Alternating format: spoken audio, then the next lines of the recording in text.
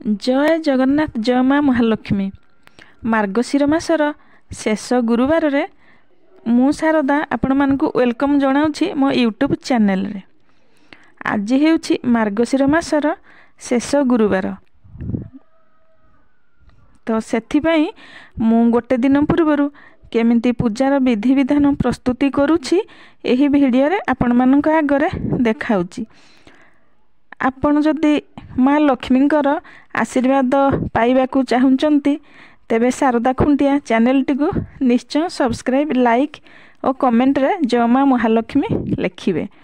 तेबे दर्शक बंधु आसंतु देखिबा, प्रत्येक घरर माँ मान तो निश्चय जानिथिबे गुरुवार पूर्व दिन माने बुधवार दिन माणबसार उपकरण मान सफा सुतरा करा जिवो केमती।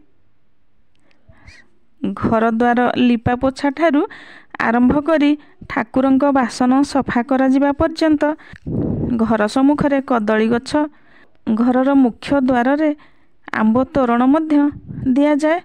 सेथिपई एहा गोटे दिन पूर्वरु प्रस्तुति करा जाए। नुआ चाउल को बतुरई झोटी चिता मध्य पका जाए। धान केंडा को मेंटा करी किछि खोला धान को मध्य रखा जाए। धान रे अलगा कोनोसी धान मिसी जाइथिबो सेथिपई ताकू बाछि धोई सुखई रखा जाए। मांकर पुराणा वस्त्र थिले ताकू धोईकी रखंती, केही केही नुआ वस्त्र मध्य दियंती, कारण माँ तो वर्षकू थरे पिंधुचंती ना। आमे नुआ वस्त्र माँ को देले अति भल। आमर भी नुआ वस्त्र आमे देइचु, तेणु आमर नुआ वस्त्र पूजा तो सब प्रकार फूल जथा पद्म फूल मुख्य होउची मांकर पद्म फूल, गेंडु फूल, टगर, सेबती, अशोक विभिन्न प्रकार फूल, आंब पत्र, कोली पत्र, दुब, बरकोली पत्र, सब प्रकार फल फूल, सब प्रकार पनीपरिबा मध्य बुधवार ठारू प्रस्तुत करी आमे घरे रखुचंती।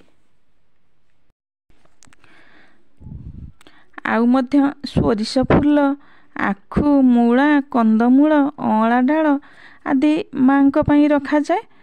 माँ पाखरे जे धान बा चाउल लागे ताहा सब नुआ लगा जाए।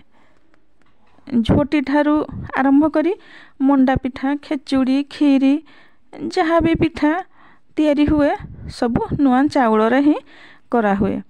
आमर मध्य सब नुआ धानर बेणी आ नुआ चाउल रे पिठापଣା करा होईछि। घरर मुख्य द्वार ठारू ठाकुर घर पर्यंत सबुआडे हमर नुआ चाउल रे झोटी चिता दिया होईछि। घरर वृंदावती ठारू आरंभ करी घर द्वार बंध पर्यंत माणबसा जगार षोल कोठी करी पद्म फूल और अन्यान्य प्रकार फूल मध्य दे माँ पई सुसज्जित करा होईछि। मुख्य हैला माँकर पद्म फूल और माँकर पाद चिन्ह मध्य पका होईछि। माँ को तांकर वस्त्र ठारू आरंभ करी धान बेणी, नुआ वस्त्र और तांकर मुकुट, चूड़ी, सिंदूर, अलता, धूप और झुणारे माँ को सजबाज करा होईछि। 10 पुर रे धला मंडा और 10 पुर पिठा, डाली, शाग, पंचामृत पर्यंत सब प्रकार विधि रे माँ को पूजा करा होईछि। कलसी को मध्य नुआ वस्त्र रे उपचार करा होईछि। माँकर श्रृंगार सबु शंखा, सिंदूर, चूड़ी, आलती आदि अर्पण करा होईछि। आमर चतुर्थ पाली माण बसई एही दिन मध्य माण उद्यापन करि देउछु। तेबे माण तो जेते पाली बसैले मध्य शेष पाली उद्यापन करा जाए। भोरु बाळ धूपरे पूजा करा हला, तापरे पंचामृत भोग, कुड़ी भोग, संध्यारे खीरी भोग और पंचामृत भोग देई माण उद्यापन करा हला। किंतु आमे माँ को प्रार्थना करिबा, लो माँ लक्ष्मी, आमे तोर माणबसा गुरुवार को आवाहन करिथिली और तोर कृपारु सबु पूजा संपूर्ण होईछि। आमर ठाकुर घरे तो समस्त देवादेवी अछंती, तेणु समस्त देवगण सबु निज स्थान को आसंती। एहा ठाकुर घरे कहिबा, कारण ठाकुर घरे सबु देवता अछंती। एहा कही कलसी को टिकिए घुंचेई दे ମାଙ୍କ ଖଟୁଲିକି ମଧ୍ୟ ଅଳ୍ପ ଘୁଞ୍ଚେଇ ଦେବା। ଦେଇଥିବା ସାମଗ୍ରୀକୁ ବାହାରକୁ ଆଣିବା। ପୁଣି ମାଙ୍କୁ ଧୂପ ଦୀପ କ୍ଷୀରି ପିଠାପଣା ଯାହା ଅଛି ଗନ୍ଧ ପୁଷ୍ପ ଦେଇ ପଞ୍ଚାମୃତ ନୈବେଦ୍ୟ ଆଳତି ଦେଇ ପୁଣି ପୂଜା କରି ଧାନମାଣଙ୍କୁ ଉଠାଇବା ଓ ପୂଜା ସମାପନ କରିବା। ମାଙ୍କ ପୂଜା ଯେମିତି ଆମେ ଶ୍ରଦ୍ଧାର ସହିତ ଆମେ କରିଥିଲେ ସେମିତି ଠିକ୍ ସେହିପରି ଶ୍ରଦ୍ଧାର ସହିତ ଉଦଯାପନ କରିବା। ମୋର ମାଣବସା ଉଦଯାପନ କରିବା ପୂର୍ବରୁ ମୋ ମାଙ୍କର ଲକ୍ଷ୍ମୀ ପୁରାଣ ଅଳ୍ପ କିଛି ପଢ଼ି ଦେଉଛି। ପୁଣି ସମୟ ବାହାର କରି ପୂର୍ଣ୍ଣ କରିବି। ତେବେ ମୁଁ ପଢ଼ୁଛି।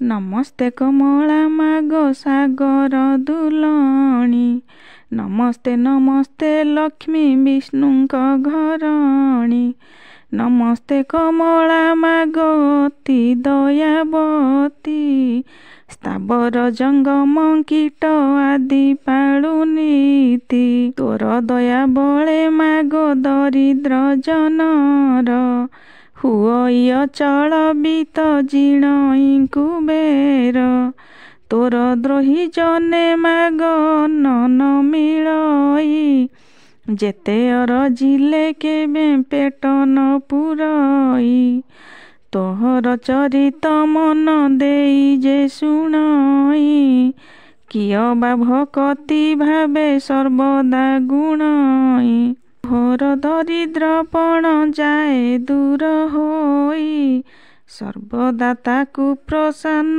ହେଉ ମହାମାଇ, ଏଣୁ ତ ଚରଣେ ମାଗ ଅଶେଷ ପ୍ରଣାମ, କରୁଛି ପୁରା ଅବାରେ ମୋର ମନସ୍କାମ, ଚରିତ କିଞ୍ଚିତେ ମୁଁ କରିବି ବଖାଣ, ଜଗତ ଜନନୀ ବାରେ ଦିଅ ଦିବ୍ୟ ଜ୍ଞାନ, ଦିନେକ ନାରଦ ପରାଶର ମୁନି ଦୁଇ, ଭ୍ରମି ଭ୍ରମି ଏକ ଗ୍ରାମେ ପ୍ରବେଶିଲେ ଯାଇ, ସେଦିନ ମାର୍ଗଶିର ମାସ ଗୁରୁବାର, ପର୍ବ ପଡ଼ିଥିଲା ସର୍ବପୁରବାସୀଙ୍କର, ସେହିଦିନ ମାର୍ଗଶିର ମାସ ଗୁରୁବାର, ପର୍ବ ପଡ଼ିଥିଲା ସର୍ବପୁରବାସୀଙ୍କର, ପ୍ରତି ଘର ଦ୍ୱାର ଗୋମୟରେ ଲିପା ହୋଇ, ଲକ୍ଷ୍ମୀ ପାଦ ପଦ୍ମ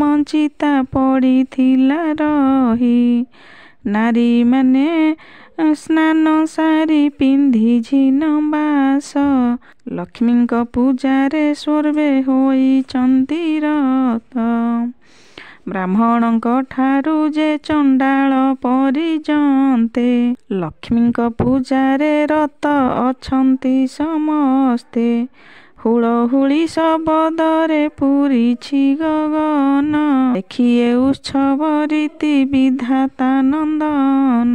ମୁଁ ମୋର ମାଣବସା ଗୁରୁବାର ବହିକୁ ଏତିକି ପଢ଼ି ମାଙ୍କର ଅନ୍ୟାନ୍ୟ କାର୍ଯ୍ୟ କରିବାକୁ ବାହାରି ପଡ଼ିଛି। ତେଣୁ ମୁଁ ତ କୌଣସି କଣ୍ଠଶିଳ୍ପୀ ନୁହେଁ। ମୋର ମାଣବସା ଗୁରୁବାର ଆପଣମାନେ ଯେତିକି ଶୁଣିଲେ, ଯଦି ଭଲ ଲାଗିଲା ନିଶ୍ଚୟ ମୋ ଶାରଦା ଖୁଣ୍ଟିଆ ଚ୍ୟାନେଲକୁ ସବସ୍କ୍ରାଇବ୍, ଲାଇକ୍ ଓ କମେଣ୍ଟରେ ଜୟ ମା ମହାଲକ୍ଷ୍ମୀ ଲେଖିବା ପାଇଁ ଭୁଲିବେ ନାହିଁ। ଆଗାମୀ ଭିଡ଼ିଓରେ ପୁଣି ଆସିବି କିଛି ନୂଆ ରୋଚକପୂର୍ଣ୍ଣ ଭିଡ଼ିଓ ନେଇ। ସେ ପର୍ଯ୍ୟନ୍ତ ଆପଣମାନେ ଅପେକ୍ଷା କରିଥାନ୍ତୁ। ରହୁଛି। ଜୟ ଜଗନ୍ନାଥ, ଜୟ ମା ମହାଲକ୍ଷ୍ମୀ।